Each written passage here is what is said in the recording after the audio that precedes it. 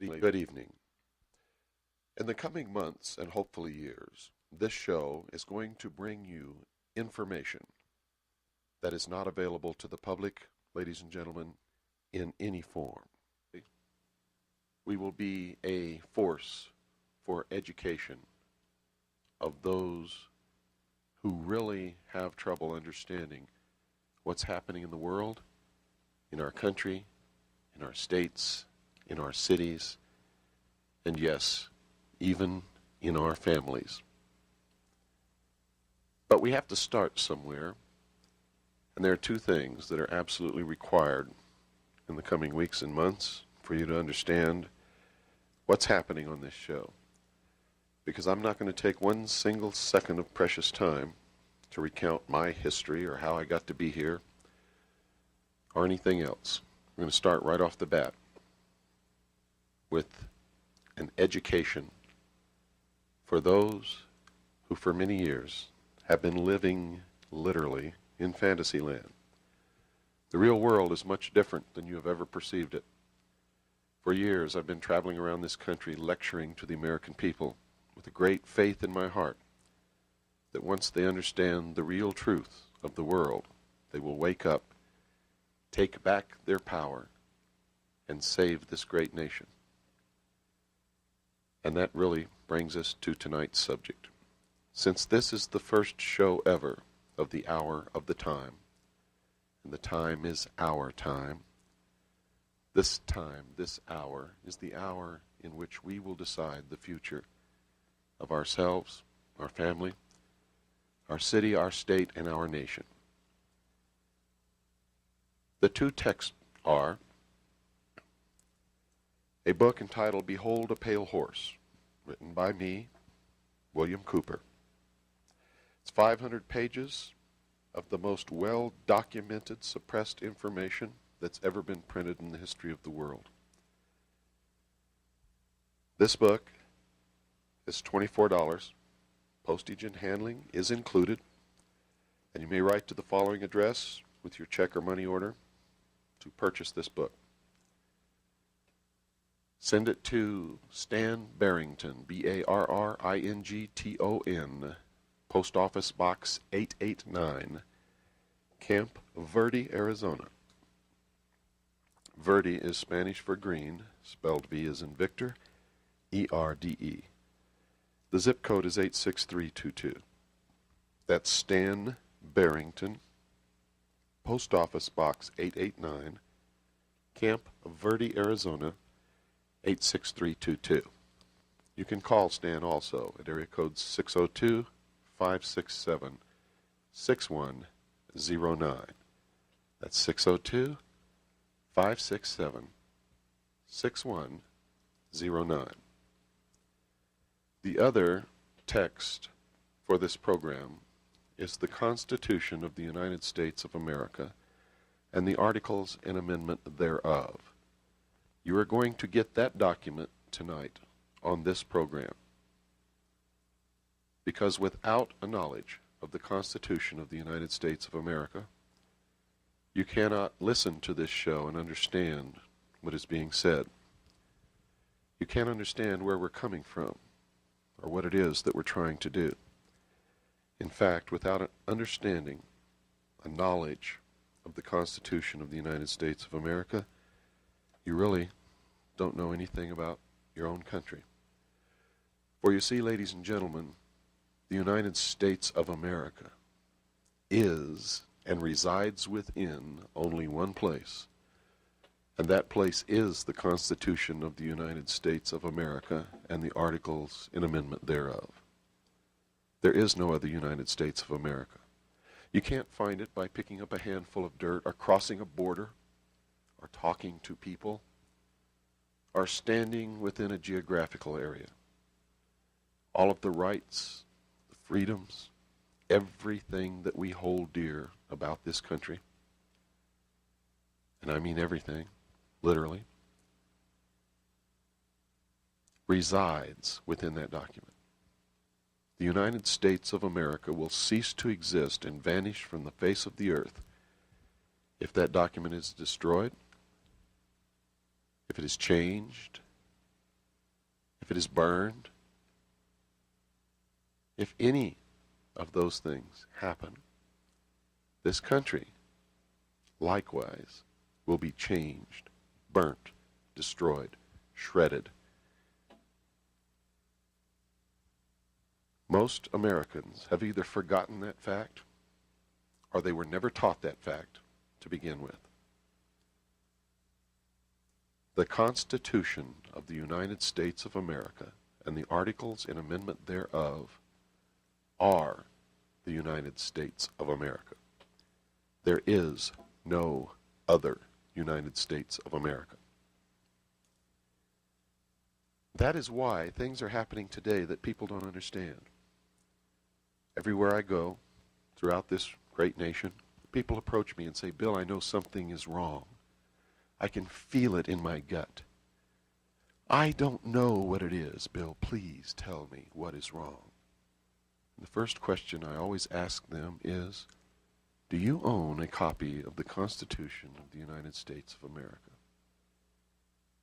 And I have to tell you, folks, 9 out of 10 replies are in the negative. In other words, no, they don't own one. On many instances, when I am attacked because of my political views, I always ask a question of the person who's doing the attacking because they don't understand who they are or what I'm all about, because I only have one political viewpoint, and that is constitutional. I love this country, and this country is the Constitution. And I have sworn to protect and defend the Constitution against all enemies, foreign and domestic. And I did that when I went into the service of my country in both the United States Air Force and the Strategic Air Command, and in the United States Navy, where I served with the Office of Naval Intelligence. I always look at these people who don't seem to understand. They think that if you love the Constitution, that you're a right-wing extremist. In reality, folks, if you love the Constitution, you are an American, and you're the only American. People who don't understand that don't even know what country they live in. And all you have to do to expose them is ask, tell me, what does the 3rd article of the Constitution of the United States of America say? I've never had an answer yet. You can ask them any article. And in a recent poll of all those asked, if they knew what the Bill of Rights was, only 33% of all those polled could answer correctly. That is the reason, ladies and gentlemen, that our country is in serious trouble today. That is the reason that everyone feels in their gut that something is wrong, but they don't know what it is. Because if you don't know what your rights are, if you don't know what your country is, if you don't understand the Constitution and know it well, backwards and forwards, inside and out, and it's a short document, folks. It's a very short document. It's easy to learn. But if you don't know those things, then it is easy for your freedoms to be taken away, for your country to be changed in a direction that makes no sense to you, for you to lose your protection under the law, for you to end up in court thinking that you're in a constitutional court, but ultimately finding out that you are in an admiralty court and you have no constitutional rights in that court. All of these things are happening in America today. All of them and more. Fact. The 4th article and amendment to the Constitution, one of our primary rights under the Bill of Rights, under the first 10 amendments, for all intents and purposes is gone.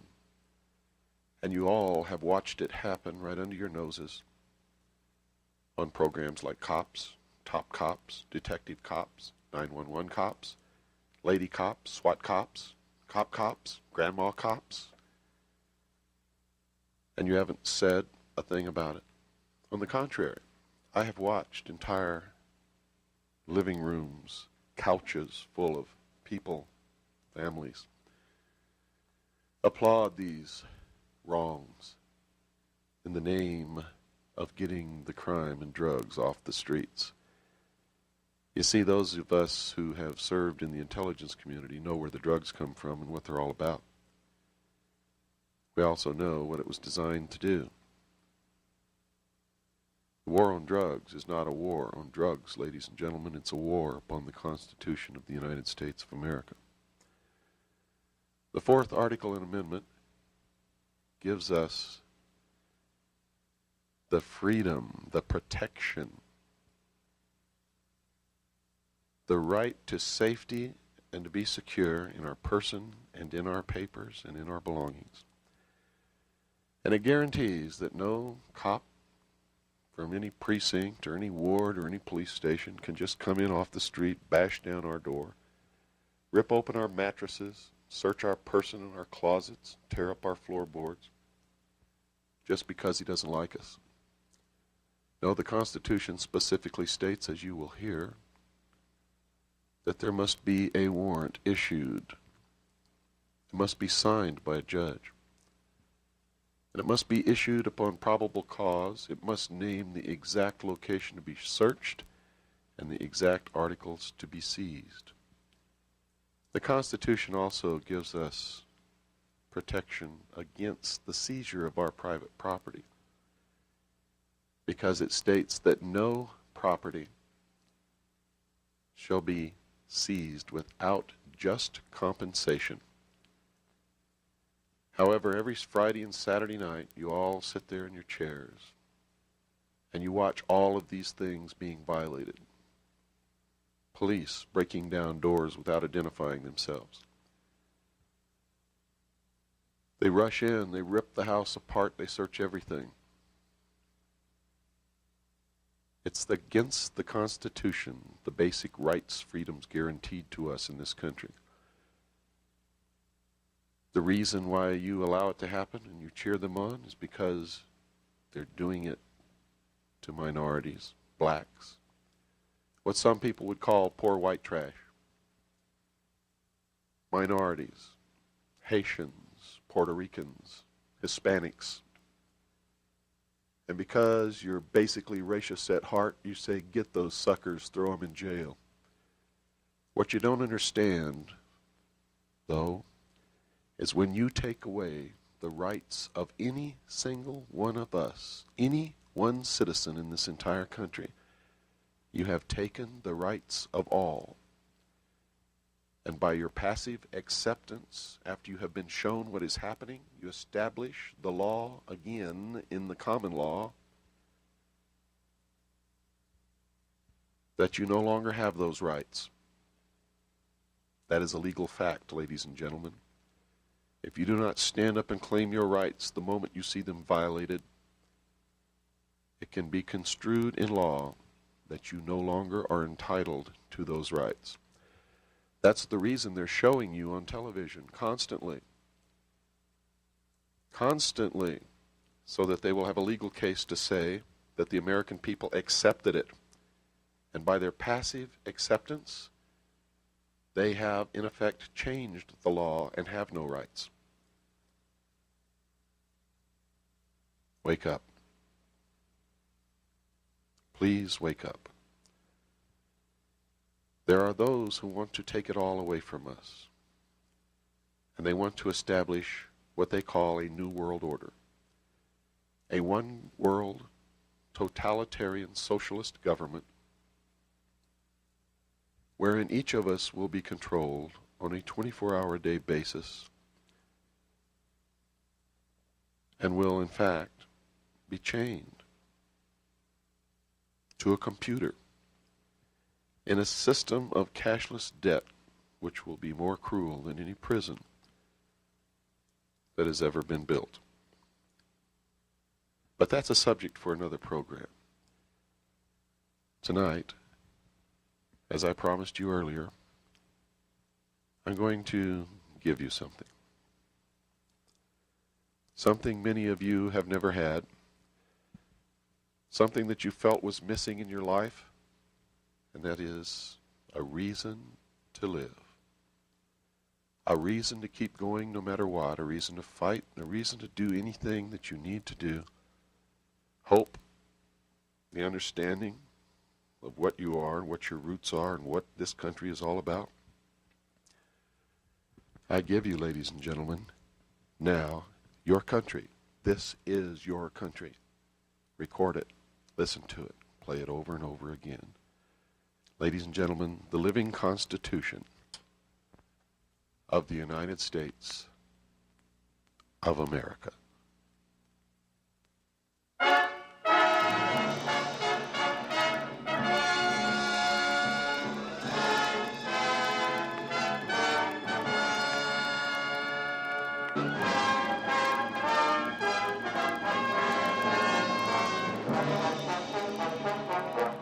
To carry on the War of Independence, and hence to secure their unalienable rights to life, liberty, and the pursuit of happiness, the 13 American colonies banded together in 1776 as the United States of America.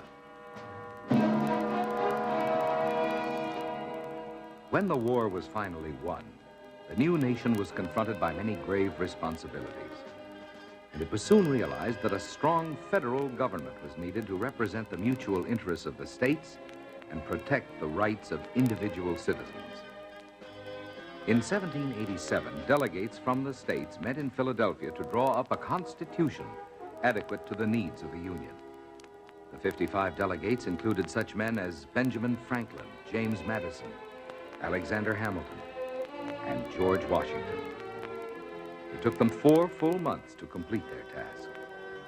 Yet, in retrospect, that was a remarkably short time. For what these dedicated, far-sighted men achieved was nothing less than a permanent framework of government, a unique pattern for a democratic way of life. From that long-ago day to this, the Constitution of the United States has been the living heart and spirit of our nation. Abridged and amended from time to time according to the will of the people, its broad concepts ever subject to interpretation in the light of changing conditions. This great document is today, as it was in 1787, mankind's most inspired design for the self-government of a free people.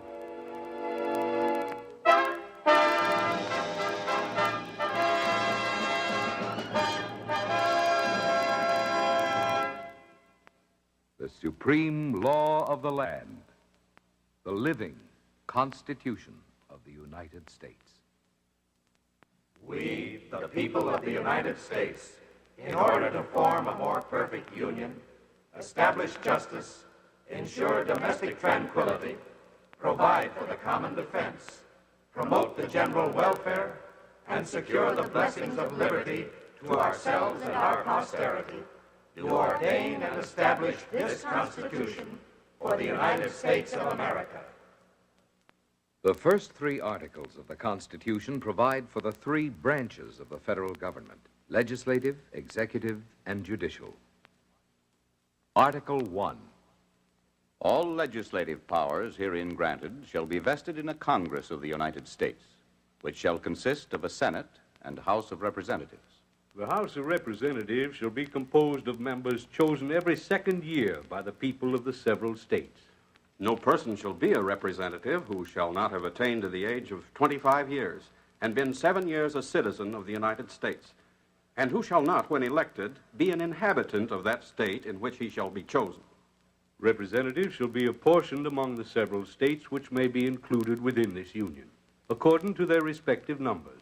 When vacancies happen in the representation from any state, the executive authority thereof shall issue writs of election to fill such vacancies. The House of Representatives shall have the sole power of impeachment. The Senate of the United States shall be composed of 2 senators from each state, chosen for 6 years, and each senator shall have 1 vote. No person shall be a senator who shall not have attained to the age of 30 years and been 9 years a citizen of the United States, and who shall not, when elected, be an inhabitant of that state for which he shall be chosen. The Vice President of the United States shall be President of the Senate but shall have no vote unless they be equally divided. The Senate shall choose their other officers, and also a president pro tempore in the absence of the vice president, or when he shall exercise the office of president of the United States. The Senate shall have the sole power to try all impeachments. When sitting for that purpose, they shall be on oath or affirmation. When the President of the United States is tried, the Chief Justice shall preside. And no person shall be convicted without the concurrence of 2/3 of the members present. Judgment in cases of impeachment shall not extend further than to removal from office and disqualification to hold and enjoy any office of honor, trust, or profit under the United States. But the party convicted shall nevertheless be liable and subject to indictment, trial, judgment, and punishment according to law. The times, places, and manner of holding elections for senators and representatives shall be prescribed in each state by the legislature thereof. But the Congress may at any time, by law, make or alter such regulations, except as to the places of choosing senators. Each House shall be the judge of the elections, returns, and qualifications of its own members. Each House may determine the rules of its proceedings, punish its members for disorderly behavior, and with the concurrence of 2/3, expel a member. Each House shall keep a journal of its proceedings, and from time to time publish the same, excepting such parts as may in their judgment require secrecy. And the yeas and nays of the members of either House on any question shall, at the desire of 1/5 of those present, be entered on the journal. Neither House, during the session of Congress, shall, without the consent of the other, adjourn for more than 3 days, nor to any other place than that in which the two houses shall be sitting.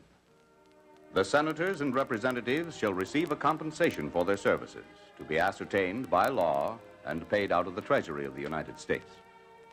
They shall, in all cases, except treason, felony, and breach of the peace, be privileged from arrest during their attendance at the session of their respective houses, and in going to and returning from the same. And for any speech or debate in either house, they shall not be questioned in any other place.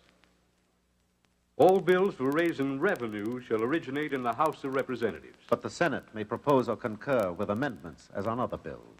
Every bill which shall have passed the House of Representatives and the Senate shall, before it become a law, be presented to the President of the United States. If he approve, he shall sign it.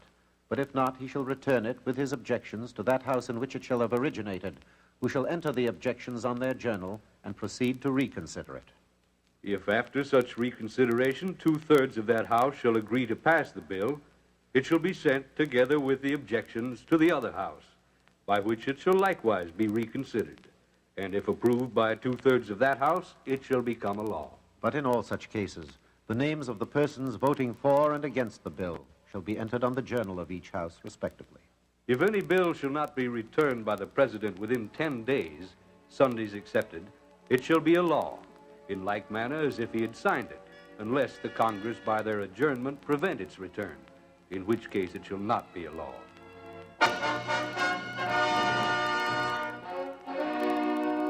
Article 1 of the Constitution concludes with 3 significant sections. The first of these sets forth the powers of Congress and is the basis of most federal legislation. The Congress shall have power to lay and collect taxes, duties, imposts, and excises, To pay the debts and provide for the common defense and general welfare of the United States. But all duties, imposts, and excises shall be uniform throughout the United States. To borrow money on the credit of the United States. To regulate commerce with foreign nations and among the several states and with the Indian tribes. To establish a uniform rule of naturalization and uniform laws on the subject of bankruptcies throughout the United States. to coin money, regulate the value thereof, and of foreign coin, and fix the standards of weights and measures, to provide for the punishment of counterfeiting the securities and current coin of the United States. To establish post offices and post roads. To promote the progress of science and useful arts by securing for limited time to authors and inventors the exclusive right to their respective writings and discoveries. To constitute tribunals inferior to the Supreme Court. To define and punish piracies and felonies committed on the high seas and offenses against the law of nations. To declare war. To raise and support armies. But no appropriation of money to that use shall be for a longer term than 2 years.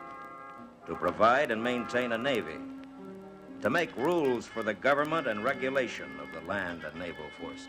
To provide for calling forth the militia to execute the laws of the Union, suppress insurrections, and repel invasion.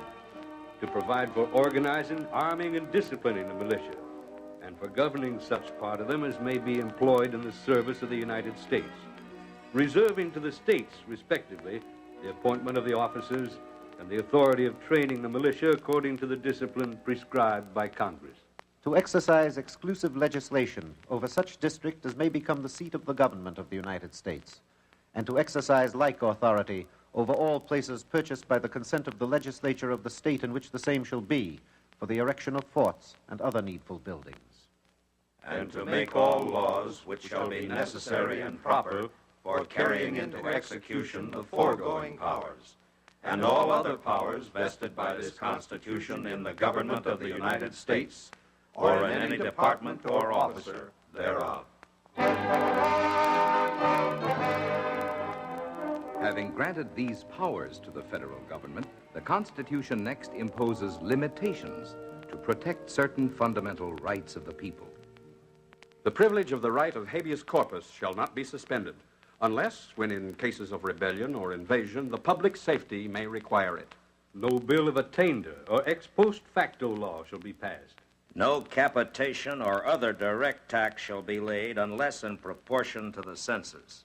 No tax or duty shall be laid on articles exported from any state. No preference shall be given by any regulation of commerce or revenue to the ports of one state over those of another, nor shall vessels bound to or from one state be obliged to enter, clear, or pay duties in another.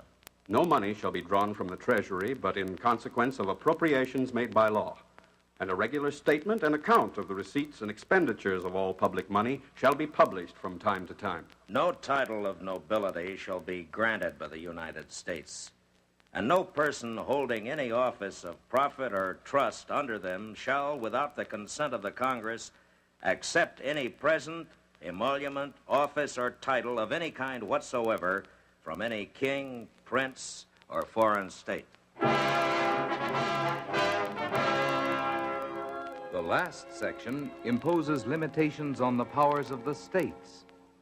No state shall enter into any treaty, alliance, or confederation, coin money, emit bills of credit, make anything but gold and silver coin a tender in payment of debts, pass any bill of attainder, ex post facto law, or law impairing the obligation of contracts, or grant any title of nobility. No state shall, without the consent of the Congress, lay any imposts or duties on imports or exports, except what may be absolutely necessary for executing its inspection laws. No state shall, without the consent of Congress, lay any duty of tonnage, keep troops or ships of war in time of peace, enter into any agreement or compact with another state, or with a foreign power, or engage in war, unless actually invaded or in such imminent danger as will not admit of delay.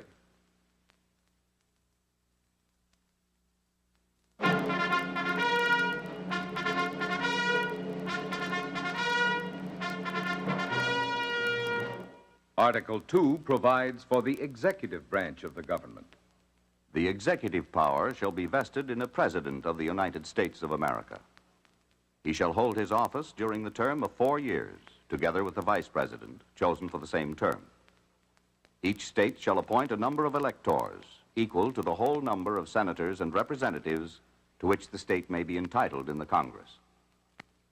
The Congress may determine the time of choosing the electors and the day on which they shall give their votes, which day shall be the same throughout the United States. No person except a natural-born citizen shall be eligible to the office of President.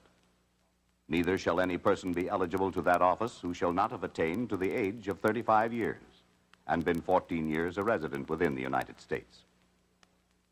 In case of the removal of the President from office or of his death, resignation, or inability to discharge the powers and duties of the said office, the same shall devolve on the Vice President, and the Congress may by law provide for the case of removal, death, resignation, or inability, both of the President and Vice President. The President shall, at stated times, receive for his services a compensation which shall neither be increased nor diminished during the period for which he shall have been elected. And he shall not receive within that period any other emolument from the United States or any of them. Before he enter on the execution of his office, he shall take the following oath or affirmation. I do solemnly swear that I will faithfully execute the office of President of the United States and will, to the best of my ability, preserve, protect, and defend the Constitution of the United States.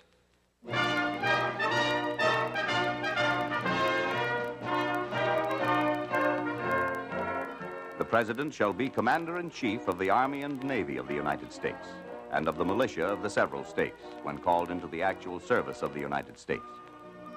He may require the opinion in writing of the principal officer in each of the executive departments upon any subject relating to the duties of their respective offices.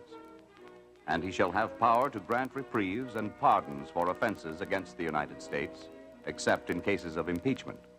He shall have power by and with the advice and consent of the Senate to make treaties, provided 2/3 of the senators present concur. And he shall nominate and by and with the advice and consent of the Senate shall appoint ambassadors, other public ministers and consuls, judges of the Supreme Court, and all other officers of the United States whose appointments are not herein otherwise provided for, and which shall be established by law. But the Congress may by law vest the appointment of such inferior officers as they think proper in the President alone, in the courts of law, or in the heads of departments. The President shall have power to fill all vacancies that may happen during the recess of the Senate by granting commissions which shall expire at the end of their next session. He shall from time to time give to the Congress information of the state of the Union and recommend to their consideration such measures as he shall judge necessary and expedient. He may, on extraordinary occasions, convene both houses or either of them. He shall receive ambassadors and other public ministers. He shall take care that the laws be faithfully executed and shall commission all the officers of the United States. The President, Vice President, and all civil officers of the United States shall be removed from office on impeachment for and conviction of treason, bribery, or other high crimes and misdemeanors.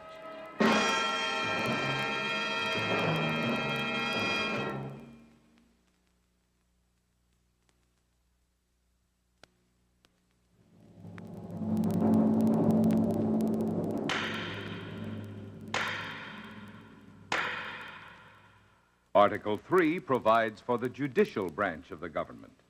The judicial power of the United States shall be vested in one Supreme Court, and in such inferior courts as the Congress may, from time to time, ordain and establish.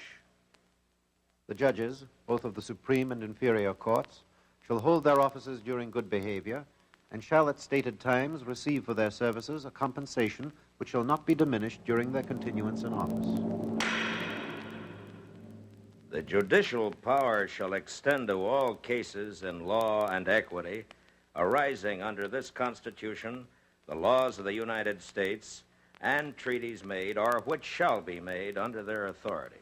To all cases affecting ambassadors, other public ministers and consuls, to all cases of admiralty and maritime jurisdiction, to controversies to which the United States shall be a party, to controversies between two or more states, between a state and citizens of another state, between citizens of different states, between citizens of the same state claiming lands under grants of different states, and between a state or the citizens thereof and foreign states, citizens or subjects. in all cases affecting ambassadors, other public ministers and consuls, and those in which a state shall be a party. The Supreme Court shall have original jurisdiction. In all the other cases before mentioned, the Supreme Court shall have appellate jurisdiction, both as to law and fact, with such exceptions and under such regulations as the Congress shall make. The trial of all crimes, except in cases of impeachment, shall be by jury, and such trial shall be held in the state where the said crime shall have been committed. But when not committed within any state, the trial shall be at such place or places as the Congress may by law have directed.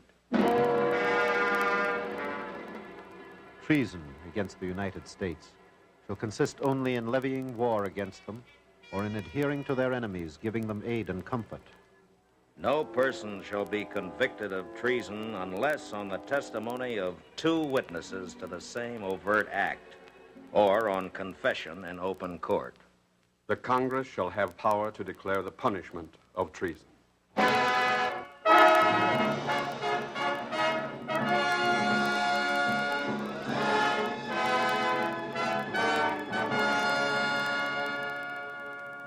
Following the provisions for the 3 branches of the federal government, the Constitution next establishes the mutual obligations and responsibilities of the states to each other, and the relationship that exists between the states and the federal government, guaranteeing certain rights to the citizens of each state.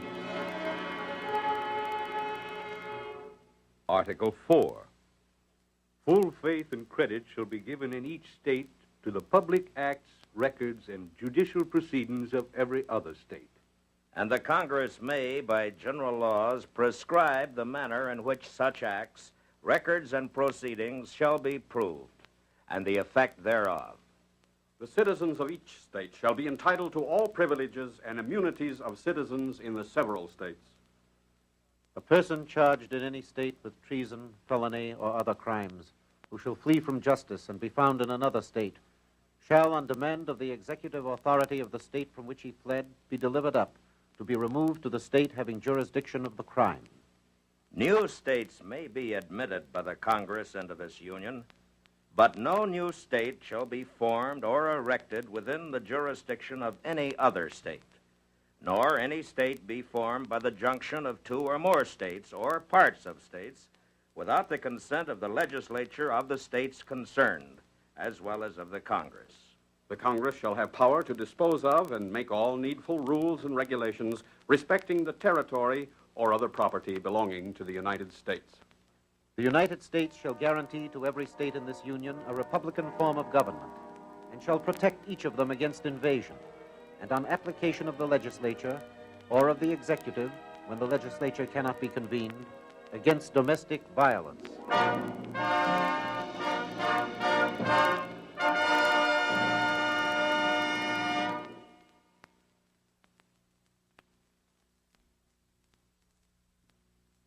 Article 5.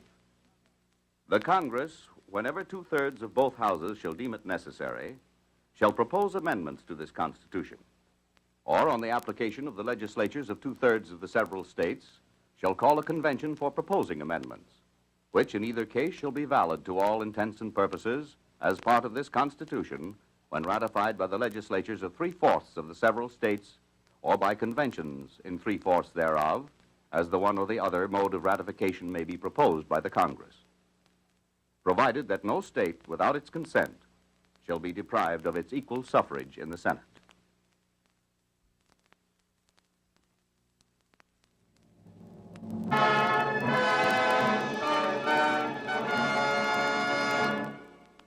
Article 6. This Constitution and the laws of the United States which shall be made in pursuance thereof, and all treaties made or which shall be made under the authority of the United States, shall be the supreme law of the land. And the judges in every state shall be bound thereby, anything in the Constitution or laws of any state to the contrary notwithstanding. The senators and representatives before mentioned, And the members of the several state legislatures, And all executive and judicial officers, both of the United States and of the several states, shall be bound by oath or affirmation to support this Constitution. But no religious test shall ever be required as a qualification to any office or public trust under the United States.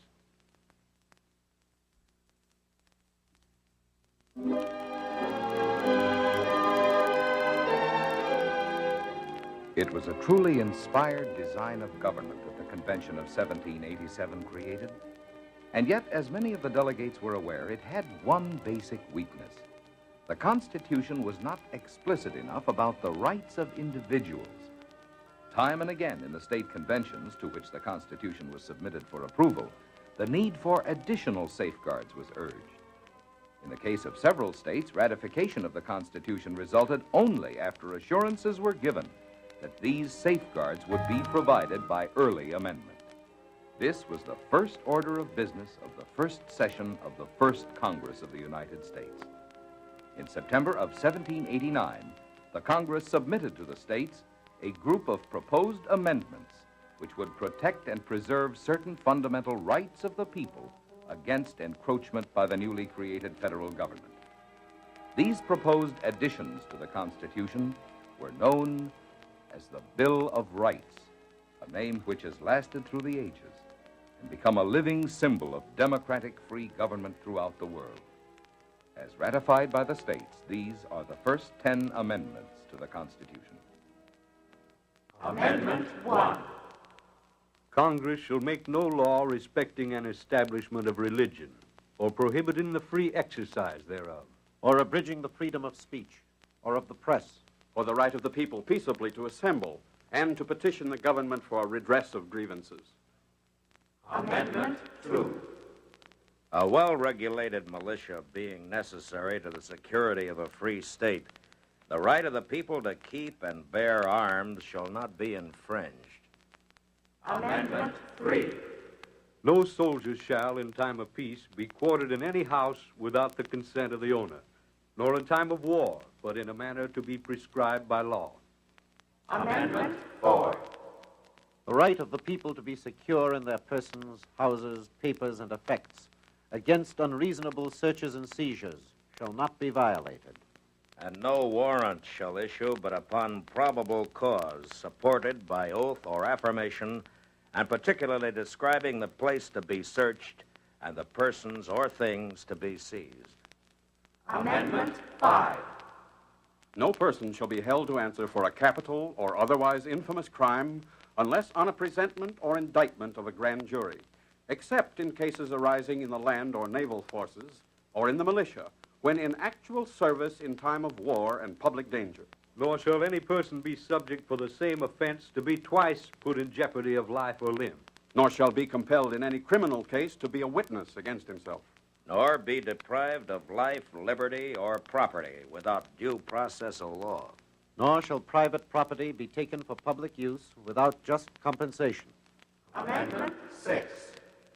In all criminal prosecutions, the accused shall enjoy the right to a speedy and public trial by an impartial jury of the state and district wherein the crime shall have been committed, which districts shall have been previously ascertained by law, and to be informed of the nature and cause of the accusation. To be confronted with the witnesses against him. To have compulsory process for obtaining witnesses in his favor, and to have the assistance of counsel for his defense. Amendment 7.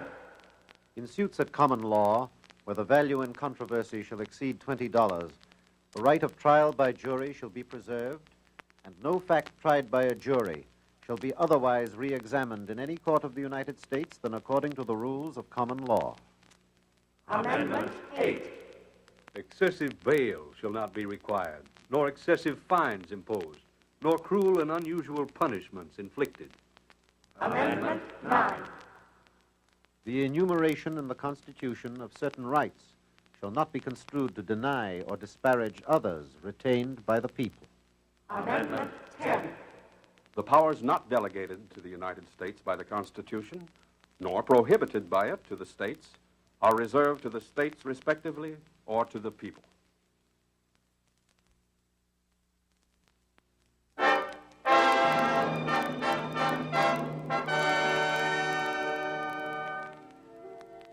Seven years after the Bill of Rights was added to the Constitution, another amendment was ratified. This limited the powers of the federal courts in dealing with matters primarily of concern to the states. Amendment 11. The judicial power of the United States shall not be construed to extend to any suit in law or equity commenced or prosecuted against one of the United States by citizens of another state, or by citizens or subjects of any foreign state. In 1804, the procedure for election of the president and vice president was clarified by amendment. Amendment 12. The electors shall meet in their respective states and vote by ballot for president and vice president, one of whom at least shall not be an inhabitant of the same state with themselves. And they shall make distinct lists of all persons voted for as president, and of all persons voted for as vice president, and of the number of votes for each, which lists they shall sign and certify and transmit sealed to the seat of government of the United States, directed to the President of the Senate. The President of the Senate shall, in the presence of the Senate and the House of Representatives, open all the certificates, and the vote shall then be counted. The person having the greatest number of votes for president shall be the president. The person having the greatest number of votes as vice president shall be the vice president. But no person constitutionally ineligible to the office of president shall be eligible to that of vice president of the United States. Then, for 80 years and one, the Constitution proved reasonably adequate to the needs of the expanding nation. This was a period of great national growth, marked by the admission of 19 new states to the Union, and more than a 6-fold increase in the nation's population, from 5 to 32 million people. It was also the period when the Union was rent and torn by the war between the states.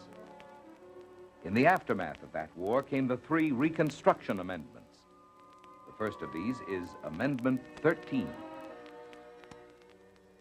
Neither slavery nor involuntary servitude, except as a punishment for crime whereof the party shall have been duly convicted, shall exist within the United States or any place subject to their jurisdiction. Congress shall have power to enforce this article by appropriate legislation.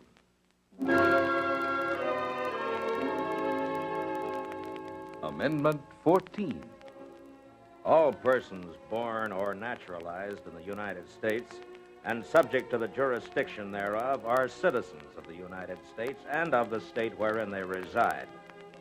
No state shall make or enforce any law which shall abridge the privileges or immunities of citizens of the United States, nor shall any state deprive any person of life, liberty, or property without due process of law, nor deny to any person within its jurisdiction the equal protection of the laws. The Congress shall have power to enforce by appropriate legislation the provisions of this article.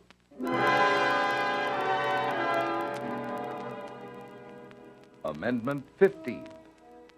The right of citizens of the United States to vote shall not be denied or abridged by the United States or any state on account of race, color, or previous condition of servitude. The Congress shall have power to enforce this article by appropriate legislation. 43 years passed, until in 1913 the power of the federal government to tax incomes was assured by Amendment 16. The Congress shall have power to collect taxes on incomes from whatever source derived, without apportionment among the several states and without regard to any census or enumeration. The same year, a significant and fundamental change was made in the method of selecting senators. They had previously been chosen by the state legislatures. Amendment 17 provides for their direct election by the people. The Senate of the United States shall be composed of 2 senators from each state, elected by the people thereof, for 6 years. Shall have 1 vote. When vacancies happen in the representation of any state in the Senate, the executive authority of such state shall issue writs of election to fill such vacancies, provided that the legislature of any state may empower the executive thereof to make temporary appointments until the people fill the vacancies by election, as the legislature may direct.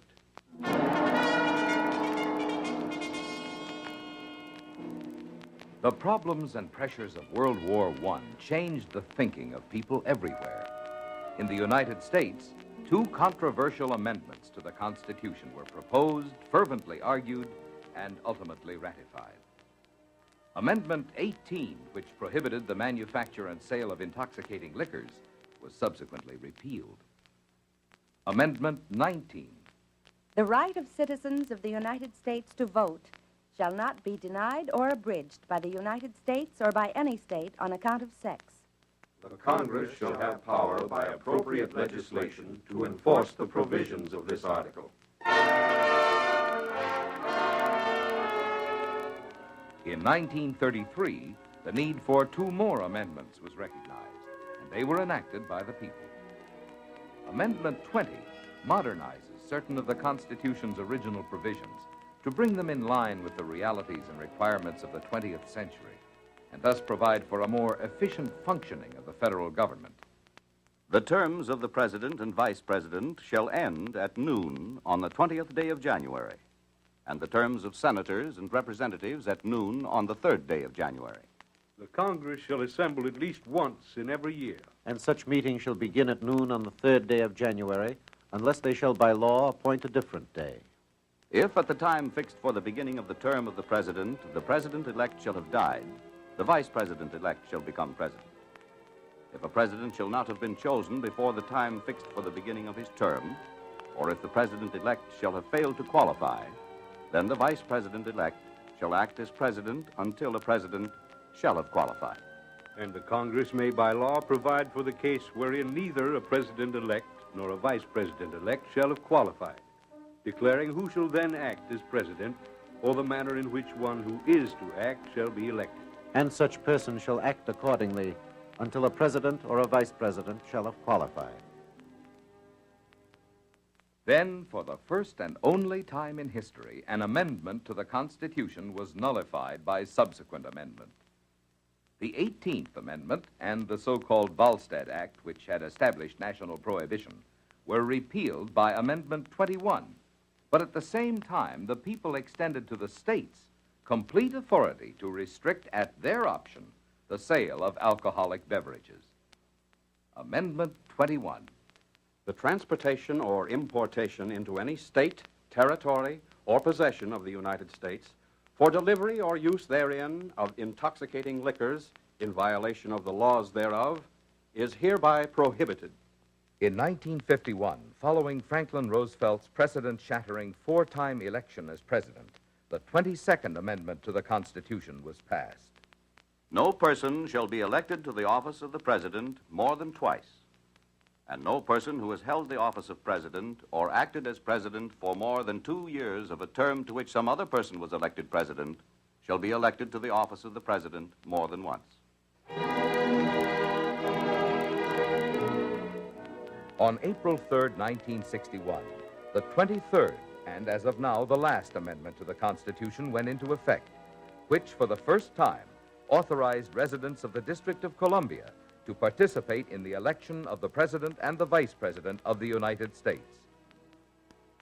The district constituting the seat of government of the United States shall appoint in such manner as the Congress may direct a number of electors of President and Vice President equal to the whole number of senators and representatives in Congress, to which the district would be entitled if it were a state, but in no event more than the least populous state.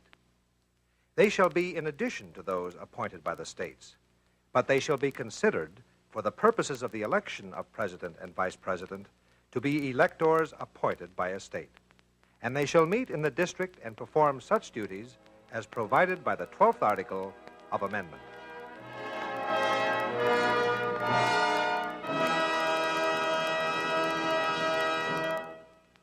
The living Constitution of the United States, supreme law of our land.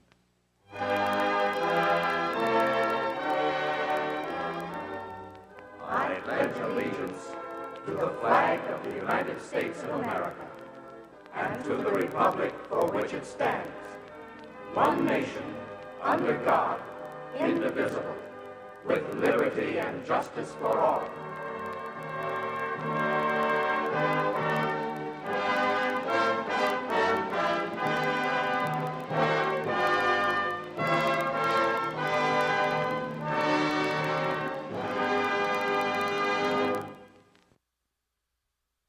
Thank you, ladies and gentlemen, for being my very special guests on this occasion of the very first broadcast of the Hour of the Time. I am your host, William Cooper.